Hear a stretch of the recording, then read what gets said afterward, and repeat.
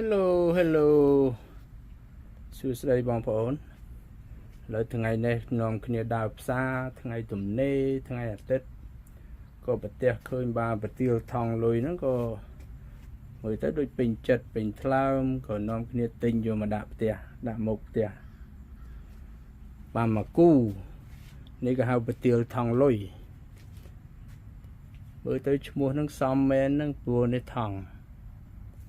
លុយចូលឈឹបពេញនឹងមកលយបាទនេះទាលថងលុយ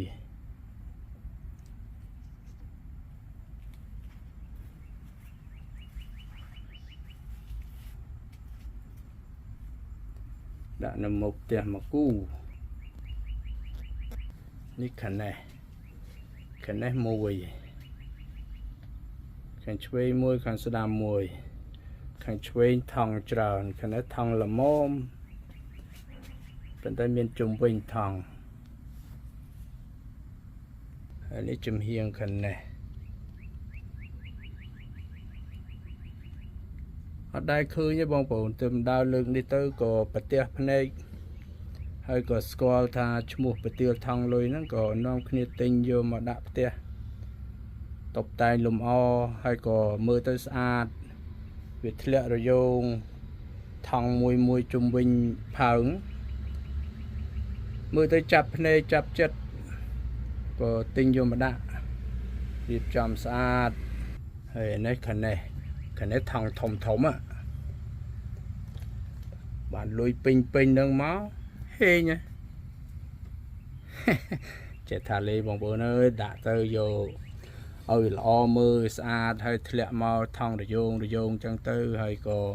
ចាស់ក៏ដាក់ឈ្មោះថាប្រទាលថងលុយហើយយើងក៏ក្មេងៗជំនាន់ក្រោយក៏ហៅតាមហ្នឹងទៅប្រទាលថងលុយក៏សមមែនហ្នឹងព្រោះសិតថងជុំវិញនេះដាក់មកគូជុំសងខាងទ្វាចូលគេបងប្អូនមានប៉ុណ្្នឹងឯងចែករំលែកនាំគ្នាមើលលេងហើយមើលទៅយើងស្រុកនេះពិបាករកបន្តិចបើស្រុកខ្មែរគេសបោប្រទាលថងលុយហ្នឹងតែមកនេះទៅឃើញប្រទេសនៅផ្សារការ៉េហើយពួកហ្នឹងក៏គេមានជំនឿដូចតែយើងដែរហើយយើងចេះដាក់ទៅ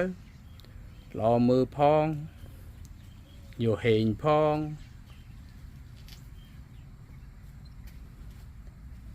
ហើយលំអផ្ទះយើងផងក៏ស្អាតមានតែប៉ុណ្្នឹងឯងបងប្អូនចែកគ្នាមើលលេងថ្ងៃនេះអត់មានវីដេអូអីវែងទេមានទិញទួច Bye bye Good luck to everyone សុខសប្បាយទាំងអស់គ្នា See you